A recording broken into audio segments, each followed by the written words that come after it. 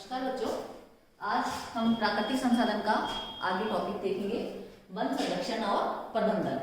वनों का संरक्षण का नाम भी जैसे स्पष्ट है कि वनों को कटने से बचाना, नया वृक्षारोपण करना ही वन संरक्षण कहलाएगा।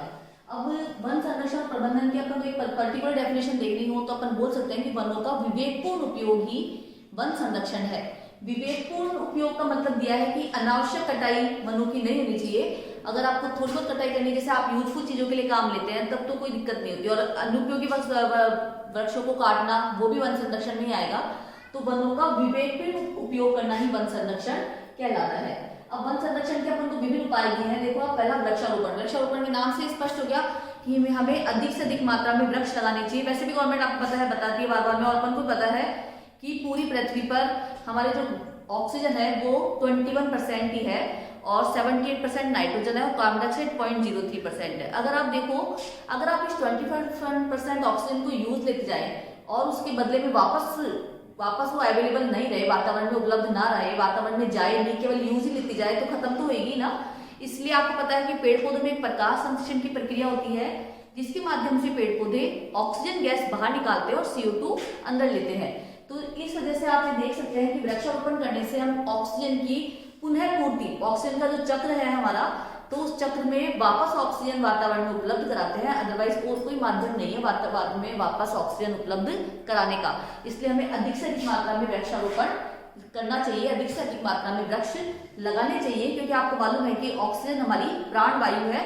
अगर आप ऑक्सीजन को यूज लेते रहेंगे और वातावरण में वापस उपलब्ध ना हो पाएगी, तो जनरल सी बात है कि इस पृथ्वी पर जीवन संभव नहीं हो सकता। अर्थात हमें अधिक से अधिक मात्रा में वृक्षों को लगाना चाहिए। दूसरा, अग्नि रक्षा पथ। कई बार हम देखते हैं कि जैसे धूमकेतु, जैसे आगे देखेंगे कि जैसे कई बार पेड़ पौधों को जला दिया जाता है, जंगल के जंगल आग लगा दी जाती है, तो उनको उस आग से बचाना चाहिए। कीटनाशक का उपयोग करना, रोगग्रस्त वृक्षों को हटाकर कीटनाशक का उपयोग करें ताकि रोगग्रस्त जो भी वृक्ष है जो हट जाए और उसके बदले में दूसरे जो वृक्ष है वो खराब ना हो पाए। तीसरा, विविधतापूर्ण वनों को प्राथमिकता। मतलब ऐसे है कि अपन विविधतापूर्ण मतलब वनों को प्राथमिकता देने का मतलब ये है कि जैसे मान लो एक पेड़ है, उसकी डिमांड है ज्यादा ये नाइट्रोजन को यूज देने की और CO2 को, या फिर जैसे भी उनके जो पोषक तत्व है वो अलग अलग मात्रा में यूज देते हैं। तो पोषक तत्व जैसे अपन अलग अलग प्रकार के पेड़ पौधे लगाएंगे तो हर पौधे की डिमांड अलग अलग प्रकार की होगी, तो भूमि में उन चीजों की कमी नहीं होगी, सभी चीजों की बैलेंस बना रहेगा। अगर आप एक ही टाइप के पेड़ लगाएंगे तो जनरल सी बात है कि सबको एक ही प्रकार के पोषक पदार्थ चाहिए होंगे, तो जो सभी की ना तो मतलब वो उपज भी अच्छे नहीं पाएंगे, क्योंकि उनमें उस पोषक तत्व की क्या रह जाएगी, कमी हो जाएगी जमीन में, जिस वजह से सभी पेड़ पौधे अच्छे नहीं पनप पाएंगे। यदि अपन अलग अलग प्रकार के पेड़ उगाते हैं जिनकी डिमांड अलग अलग प्रकार की है, तो सभी पेड़ पौधे अच्छे पनपेंगे। इसलिए विविधतापूर्ण वनों को प्राथमिकता। झूम कृषि पद्धति प्रयोग। झूम कृषि पद्धति वो कृषि पद्धति होती है जैसे कि कई जगह करी जाती है। एक पेड़, जैसे मान लो अपन ने खेत में कुछ भी फसल उगाई, बदले में फिर सेकंड जब फसल उगाते हैं उससे पहले वो वहां क्या करते हैं कि 2-3 बार उगा के उस पे जमीन को जला देते हैं, जिससे कि वो और फिर दूसरी जगह जाके खेती करते हैं, लेकिन ये तरीका भी सही नहीं है। इसलिए झूम कृषि पद्धति को रोकना चाहिए। जन चेतना की लोगों को जागरूक करना चाहिए, ज्यादा से ज्यादा वृक्ष उगाने चाहिए, पेड़ों की कटाई पर प्रतिबंध लगना चाहिए।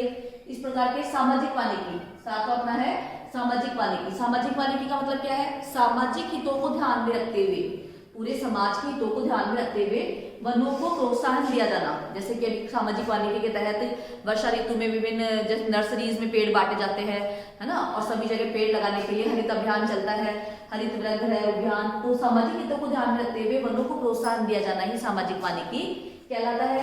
सामाजिक वानिकी, कृषि वानिकी, वृक्षारोपण और वन विभाग द्वारा भी सामुदायिक जनचेतना जागृत करना, ताकि लोगों में पेड़ पौधों के प्रति अधिक से अधिक उनको उगाने के प्रति भावना जागृत हो और उनके काटने पर प्रतिबंध हो। अनावश्यक पशु चराई, पशुओं को चरने के लिए अपन भेज देते हैं, तो वो अनावश्यक पशु जो होते हैं वो चर जाते हैं, जिसकी वजह से हमारे पेड़ की जो है वन खाली हो जाते हैं।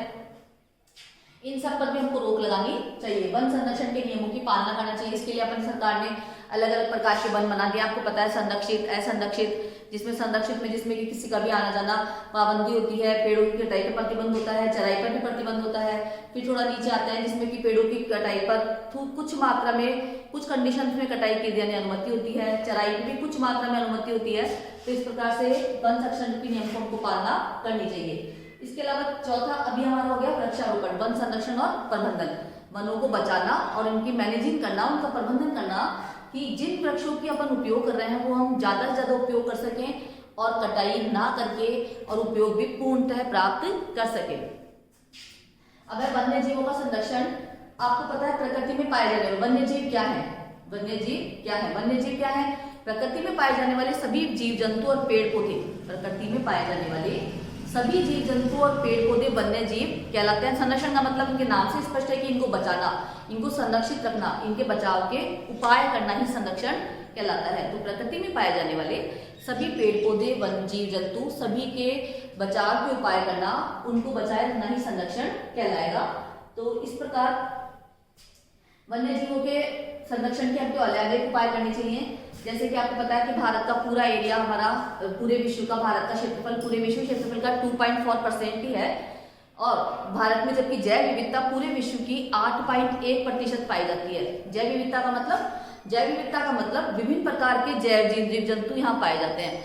जैव विविधता का मतलब होता है बहुत प्रकार के जीव जंतु पाया जाना।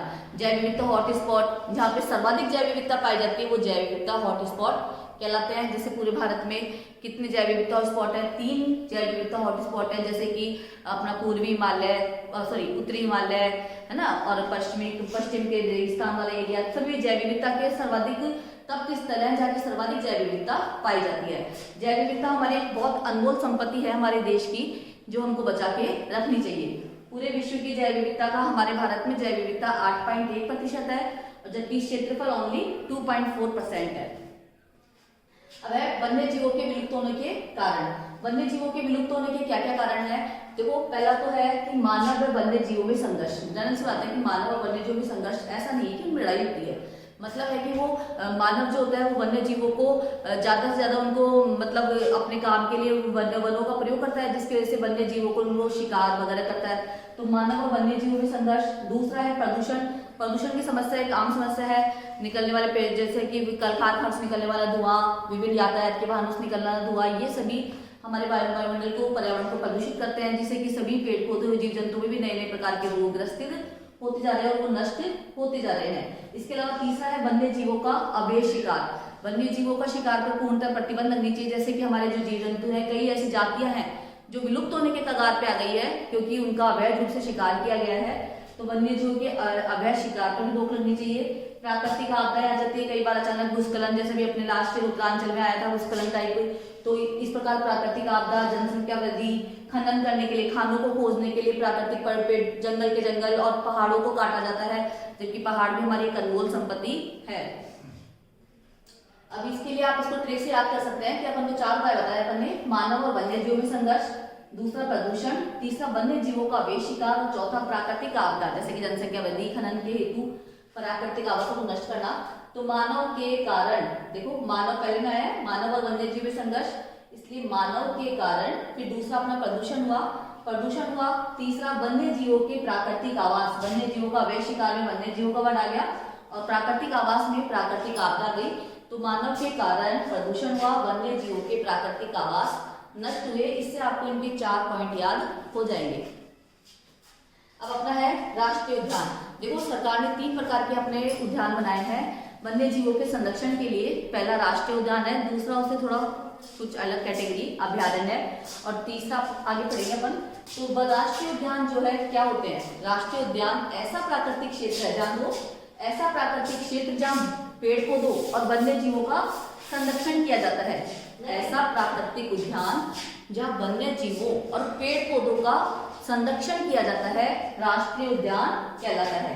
दोबारा सुनो, ऐसा प्राकृतिक क्षेत्र जहाँ पेड़ पौधों और वन्य जीवों का संरक्षण किया जाता है, राष्ट्रीय उद्यान या नेशनल पार्क कहलाता है। नेशनल पार्क में देखो विभिन्न प्रकार की शर्तें होती है कि यहाँ शिकार और पालतू जानवरों के जो चराई पर होता है वो पूर्ण प्रतिबंध होता है। किसी को भी इसमें शिकार करने की अनुमति नहीं होती, और पालतू जानवरों की चराई पर भी प्रतिबंध रहता है। दूसरा, निजी संस्था द्वारा निजी कार्यों के लिए भी प्रवेश नहीं, कोई भी निजी संस्था अपने निजी कार्य के लिए इनका यूज नहीं कर सकती, उसके लिए उनके प्रवेश निषेध होते हैं।